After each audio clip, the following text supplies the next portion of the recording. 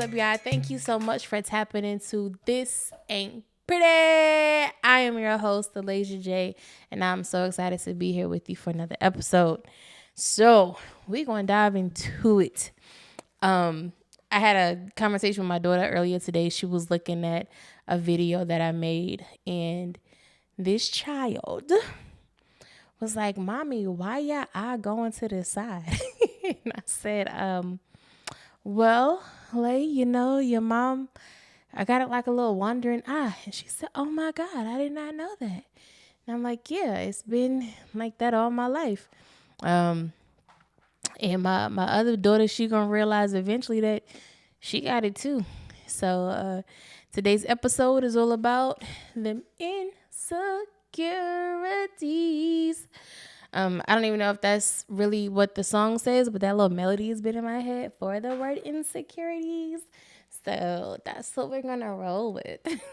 So, as you know, This Ain't Pretty is all about embracing our ugly while finding our purpose. And I know one thing that a lot of us struggle with are insecurities, and we struggle with the fear of rejection, and we hate being judged, and we don't like for people to see the not so perfect parts of us. And reality is, we're all imperfect. I hate to tell you, even the person that thinks like I have it all together, ain't nothing slacking over here, hair done, nail done, everything done. Well, your Jordans, they ain't got no creases in them pants. Do people use starch on jeans anymore? I don't think we crease in pants no more. Yeah, some of the old school cats, we got a buddy. We got a buddy that We crease? got a buddy. Oh, man, I got to pay attention. Don't say their name. I got to pay attention. Yeah, Who we got creasing? a buddy who, I'm talking about, but they be like, they were like stilts. They can stand up by themselves. So yeah, I guess dudes, they not creasing their pants no more because they skinny jeans, but like we we all have our our insecurities about something.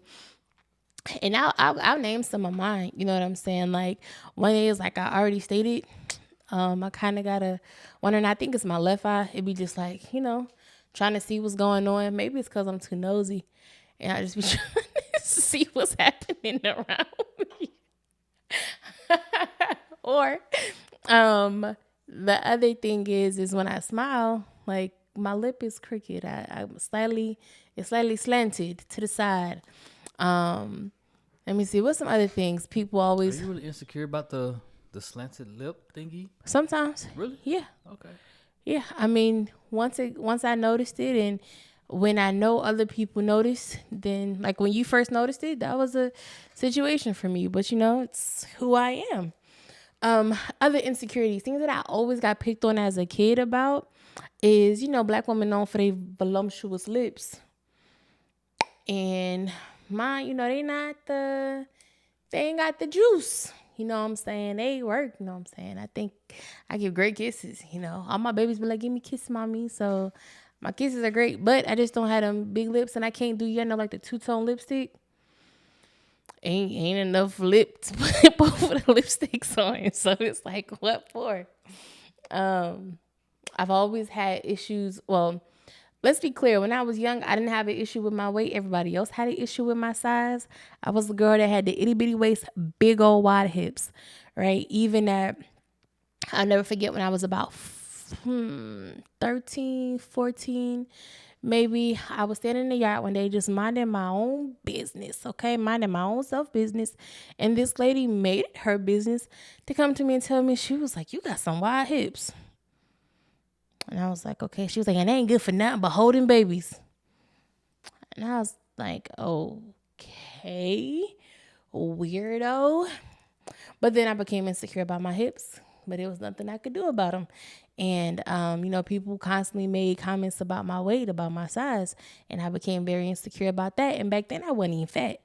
I had the shape that women pay for today back then, and now I need to pay for a shape. No, I'm just kidding. No, don't do that. People are dying paying for these surgeries. Yeah, say no to BBLs. Say no to say no to BBLs. It's the new drug. Okay, this picture perfect image of what your body should look like, of what your face should look like. I would never forget. I was watching something and it said that girls are starting as young as like 15 and 16 getting Botox and stuff, getting facial injections. Like, girl, drink some water. What do you mean? You know, but that's the society we live in. That everybody wants to look perfect, and the imperfections are what make us unique. Are things that we can enjoy. Like you can accentuate, or you can cover up. But at the end of the day, you just want to accept all of who you are.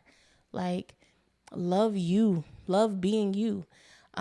Short hair, long hair, short nails, long nails, short or tall. Like I don't know if any of y'all watch. I mean, I'm sure a lot of you watch the show Pop the Balloon. It's always talking about dudes being short. Like short kings need love too. You know what I'm saying? Or women. It's like I said, with your booty got to be a certain size, or your breast got to be a certain size. Everything is. Everybody got an opinion about somebody else's body. Shut up. Like, as long as you love you and you digging you, dress it how you want, drip it how you want, style it how you want, and the rest don't even matter. Like, it doesn't matter. As long as you're happy when you look in the mirror, as long as you're happy with the person that's looking back at you, that's all you need to be concerned with. And then even outside of the physical, we can have personality characteristics or flaws or traits that you feel are, that you're insecure about. Another one of mine is not anymore, and maybe sometimes it still is. But being told that I talked too much when I was young, I think I said that in the first episode, where I really felt like I just needed to be quiet. It wasn't too much that I needed to say anymore, because what I said, offended people, or they just didn't like it, or they didn't care for it for whatever reason, whether it was true or false, or whether I was right or wrong, or if my delivery was okay or not. I was just told to shut up a lot. And so I know now when I speak and when I say things, sometimes I second guess, like, should I have said that? I don't know if I was supposed to say that. Are people going to be okay with me, being all of this personality and being all of who I am? And at the end of the day, it's like, well, am I okay with all of this personality and all of who I am, and, the care and concern that I have for people, the way that I speak? Now, here's the thing. I'm not going to pretend like what I say don't come off a little sideways sometimes, because I can be very direct and blunt, okay? Especially if you ain't got deep into my heart, because when you in my heart, I'm probably a little more cautious, because I don't like hurting people's feelings. But at the same time, I'm going to tell you what it is, like it is. But I can appreciate that if I find someone like me that's going to be honest. Like, I love honesty. Be straight up with me. But that's not always, accepted, and people don't always like that. So it's still sometimes an insecurity. Like, me as a person, because when you have a lot of thoughts and a lot of feelings and a lot of words, people don't always like that.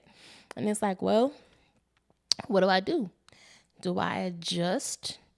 Do I change to fit somebody else's image? Or do I take on, what's the word I want to use? Do I I don't want to say solicit. What is the word? It's not coming to me. Anyways, I cipher through what people have to say, apply the information that is necessary for my life to make me better, and I do what I need to do to be better. That's it. That's all. Because everybody got an opinion. And if you're always trying to fix yourself to fit somebody else's opinion, you'll never stop. And that doesn't mean that you're changing in a good way. It just means you're changing. And it's like, who are you if you do that? Who am I if I continue to change based off somebody else's personality? Well, you smile too much, and now you frowning. And then somebody else said, well, you frown too much, and now you just confused. I'm like, why are you always looking confused? It's always something. Like, you can't satisfy people. You can't satisfy everybody, and you're not supposed to. I think a really good question to like even dive in a little deeper is like, why do we care so much? You know, like, because I think every human being goes through that. I don't care how much confidence, self-esteem you have. There is gonna be, whether it be somebody that's close to you, or somebody. It can be that you're trying to impress or something Yeah. like that. You always gonna have this thing that's in the back of your head that's like makes you care about what someone thinks of you. Well, I mean, I can answer that question. It's Okay. because we want relationships. We want acceptance. Acceptance. Yeah, that's it. And the way for you to build a good relationship is to have acceptance from that person. Because that person doesn't accept you. Oh, my blanket falling. Do you think people care more about acceptance than the relationship? Because you see what I'm saying? Like you don't necessarily have to uh, have a relationship after acceptance. If you just know that somebody accepts you, that could just be enough. But is that their ego? Is that something that's just that void that they're trying to fill, knowing that they're accepted, and they don't care about the relationship?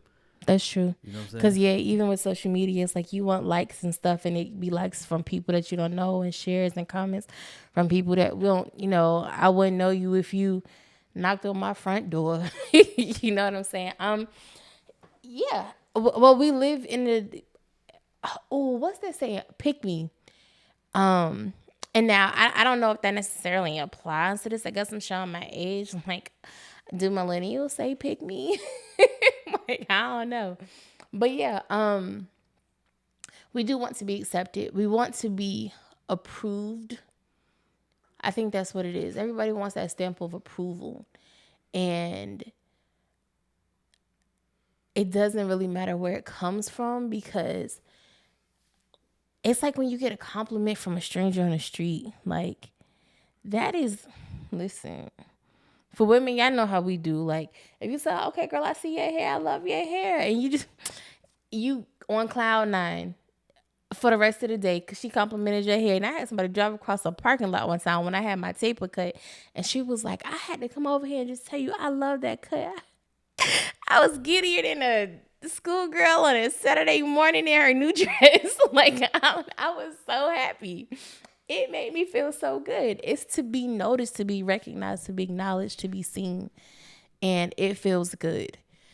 Can I say something real quick? Yeah. When it comes to that, like with women loving those compliments, maybe from strangers or whatever, is it different than, like, okay, say you got a single woman or you're single and somebody compliments her that she doesn't know, right?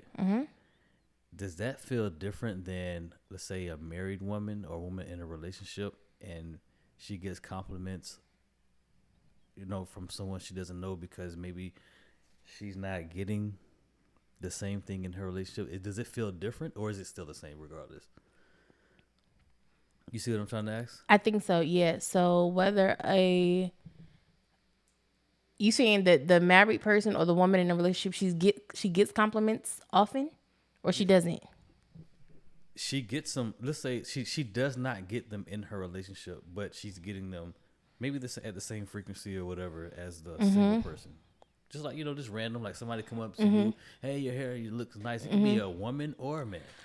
Well, I think it could possibly be different for the simple fact that it's you kind of expect it if you're in a relationship. Like, at least you will want it more. But if you had a woman that were in a relationship and she's in a healthy relationship and she gets the compliments, and a single woman who's just getting compliments off the street, I think it would feel the same. Really? Now, yeah, because it just feels good to be noticed by somebody that you're noticed by someone that shouldn't necessarily notice you. Even a woman who's in a healthy relationship, you think it'll feel the same? Yeah, because you noticing me. Like, this person has no reason in the world to notice me. Really? Yeah, you see. I would have thought it would have been the opposite. Like, if you're getting, those compliments in a relationship, and then somebody on the street, it's kind of like, yeah, okay, cool. Like, you appreciate it, but it's not like it doesn't affect you. Nah, it affects you. And I'm not saying it's something that's going like now all of a sudden you never going to change your hair again. I'm not saying anything to that extreme, because I don't think that's for either person. But to be noticed by someone that doesn't have to notice you, it feels good. It just does. If you're and that's whether it's looks, if you're just out and you humming and you singing along. Because you think about people that were discovered. I think Tyrese was just singing one day and somebody heard him singing, and that's how he got discovered. Tony Braxton. You said Braxton. Tony Braxton. Tony Braxton. So when you have people like to be noticed for just being who you are, that's a great feeling. Like it feels good. And I think that on the opposite end of that is to for those flaws or for those imperfect parts to be pointed out. It's like, gosh, like you're noticing that thing that I don't want you to see. Because none of us want to like. It's like when you first start dating. Like, what do? You present the best parts of yourself. You gonna be clean. You gonna be fresh. The hair edges laid. Your fade gonna be faded or line up. You gonna have that white colored The pencil chalk on there. line outside of that Beijing.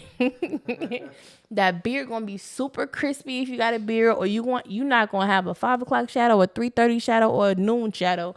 It's gonna be smooth as a baby's behind. You gonna be fresh. And then after you've been dating for about 5-6 months, you may come in and I got a messy bun and some sweats, and then by like a year, honey, I got drool coming off my mouth, a little crust in my eye. You get whatever you get. We listen. You get what you get. But when you first meet somebody, you want to present the best parts of yourself. You want everyone to see the pretty, and you want everyone to see the beautiful. Oh, and there's such a beautiful song by I think it's Emily Sandé in Labyrinth. I think that's who it is. And it's Let Me See Inside Your Beautiful. And it's just telling them, it's like, yo, you present this perfect image and you're presenting yourself in this way that I can see, like, yo, I see why the boys want you. I see why the girls want you. Okay, squeaky chairs.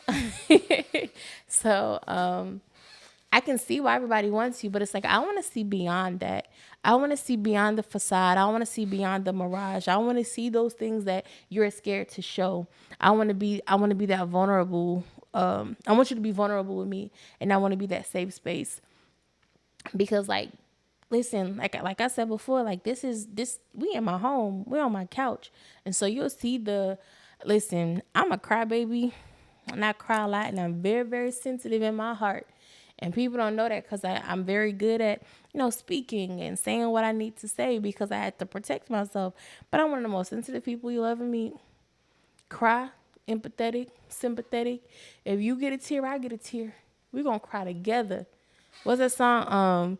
What's that? Ja Rule and Lil Mo? When I cry, you cry, we cry together, baby. When I cry, you cry. Lil Mo used to be the joint. But anyway, we just be crying, y'all. So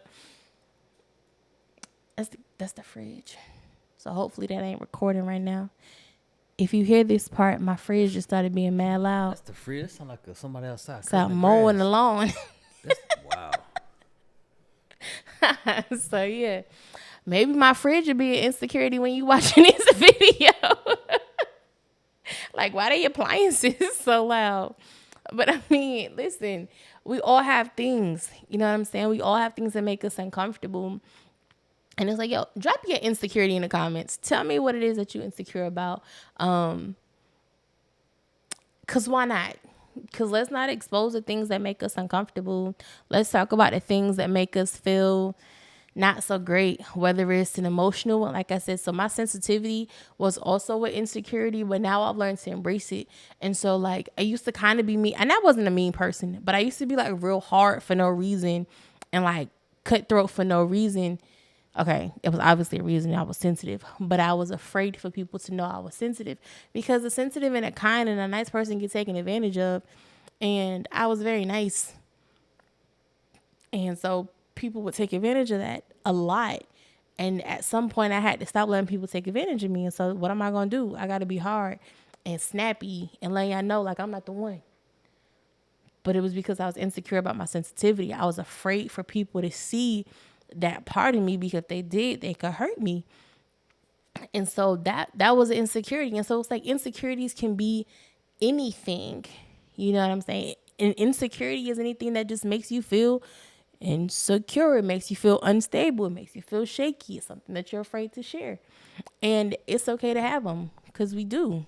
And do you think insecurity plays a huge role in the attraction part in relationships? Absolutely. Because if I'm insecure about something, I can't be vulnerable with you.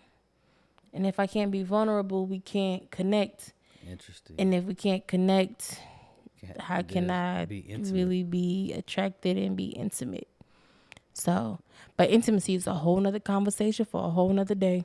Because trust me, I got a lot to say about intimacy and relationships. But with the insecurity and the attraction, um, because attraction, if we're talking about a man being attracted to a woman, he can be attracted to her without ever having to speak to her because we are creatures that go off what we see.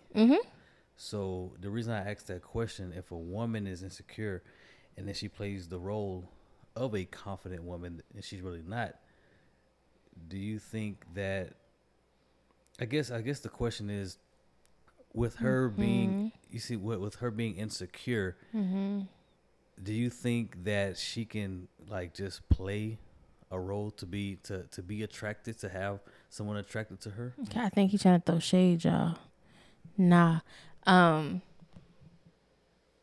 Here's the thing. Insecurities usually aren't the first thing that are presented to a person from a person.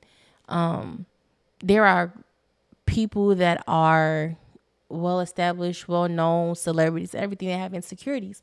But when you see them on the red carpet, when you see them in their movies, when you see them in their role and they're playing this position, they are confident.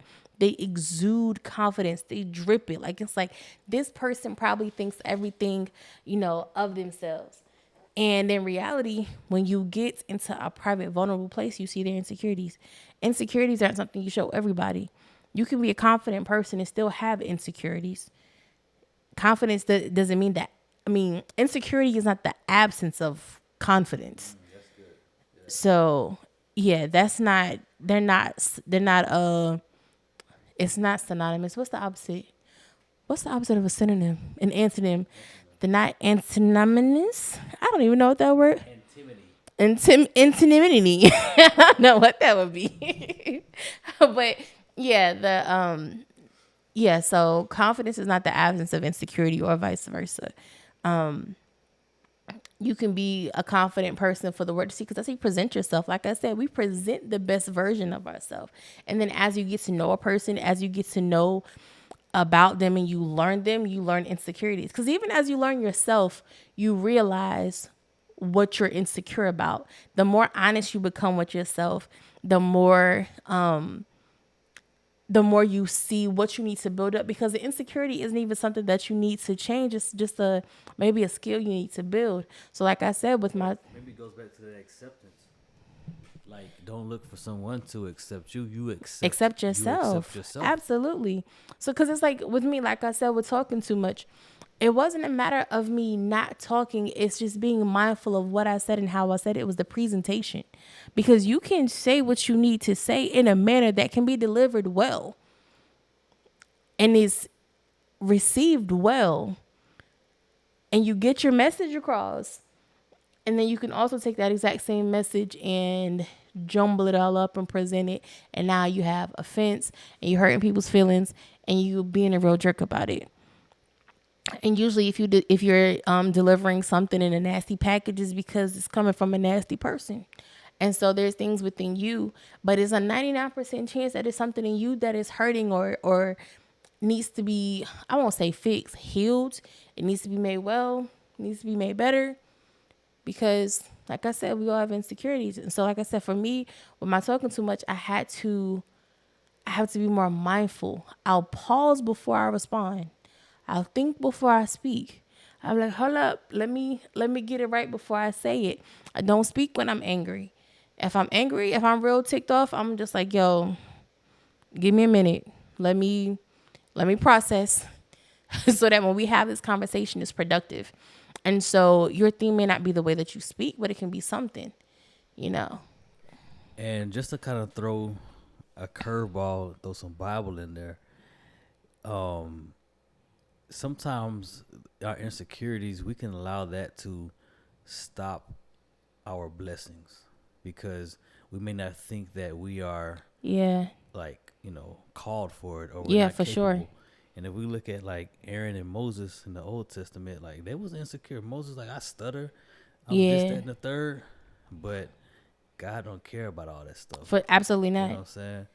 Yeah. And if he would have never just did what he was told, insecurities or not, it would have been a whole other ball game. Yeah. And it's so funny that, and there's nothing new under the sun because you see a lot of people that speak today, a lot of celebrities, people that are known for their speech and what they say have had speech impediments. Steve Harvey had a speech impediment. He stuttered. There's a comedian. He's not like super pop. Well, I mean, he popular enough. I can't think of his name. Is it Drew or something like that? He has a stutter, but his stutter has increasingly gotten better. You would say the stutter got better, so he stutters less. The more he speaks and he does comedy. So yeah, like it doesn't matter. And here I am doing a podcast after being told my speech was something that me speaking and being who I am was something that I was afraid of being. And that will happen. Even appearance is something that people are afraid of showing. It does not matter. Like there is somebody for everybody. Like your people are your people, your tribe is your tribe, your crew is your crew. Like there are certain people in school that you might like when you were in school that you thought would have been your friend, they not, and guess what? You survived. There's people that were your friends and they're not your friends anymore, and guess what? You still survived. There are people that are not your friend yet and they will become your friend, and y'all are surviving up until that point. Like there are gonna be people that you connect with and disconnect with. There are gonna be people that accept you and then reject you. There's gonna be people that reject you and then accept you. There'll be people that you never even have the opportunity to do either. It does not matter. Are we at 7 billion people in the world now? I think it's 7 billion with the B. Okay. It's a lot of people out here for you to connect with and be cool with and to accept you and reject you and to like you and dislike you. It does not matter. Everything ain't for everybody. And so your insecurity is a part of who you are, and it's a beautiful part of who you are. Like I said, embrace your ugly. Like this is what this is all about. I get on here with every insecurity, with knowing how mean the internet is, knowing how nasty people can be, and being like, guess what? Your opinion is your opinion. It does not define me. I define me. God defines me. My character defines me. So it's like the person that's on the internet that got those crazy Twitter fingers or whatever, and they only thing they have to say is something negative. That speaks more about who you are than who I am.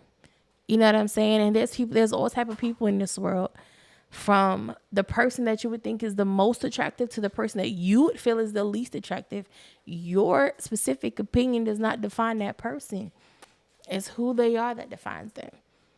And you have to decide who you want to be in this world. You have to decide what parts of yourself you want to let people see and what parts you don't want to allow people to see.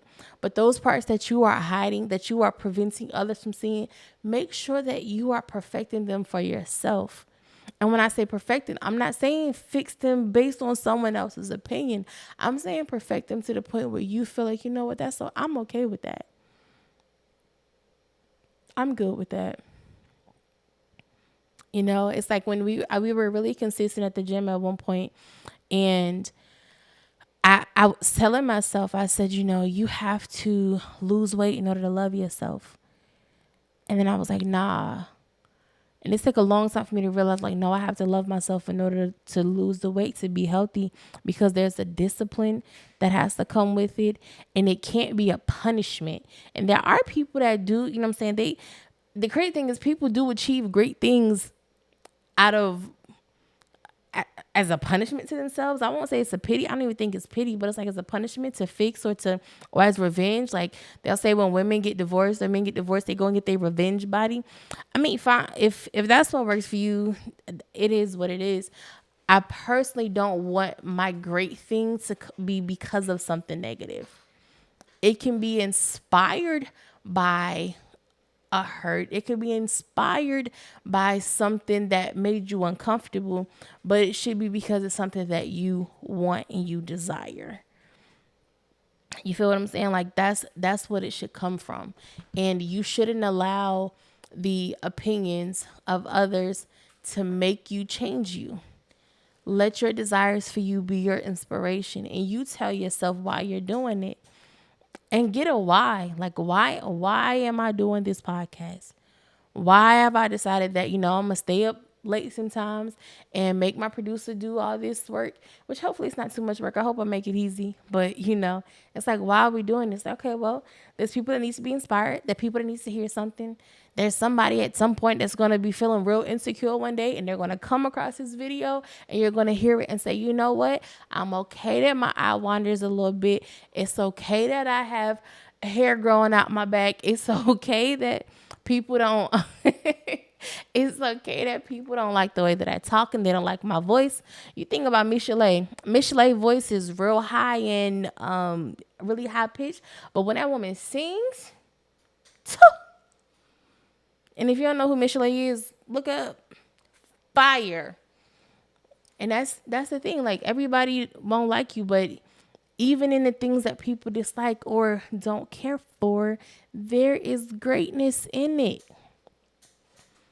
And that's a beautiful thing. It's a marvelous thing. And you have to accept all the beauty, all the ugly, all the insecurities, all the discomfort, and say, I'm going to make this mess into what I want it to be. A bowl is just a pile of clay before it becomes a bowl. What else is just a car is just a pile of metal before it becomes a car. Everything is just not that great until it becomes great. You may feel like you're not that great yet. Okay, so become great. Do what you got to do. And I'm not saying it's easy. I'm not saying it's going to be a cute process, because obviously this ain't pretty. But it's necessary. And you'll appreciate yourself for it in the end.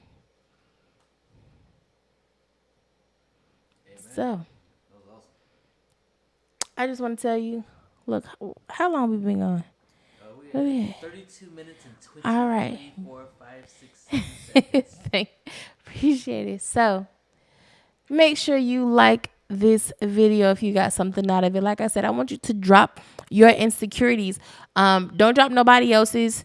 Talk about yourself, because it's enough people in this world talking about everybody else. Talk about you. You're important enough for me to hear about. And share, because somebody out there is feeling insecure and you need to help them. And make sure you hit that subscribe button so you can get notifications for every time This Ain't Pretty pops out. I appreciate you. Remember, this ain't pretty. It's necessary. Peace.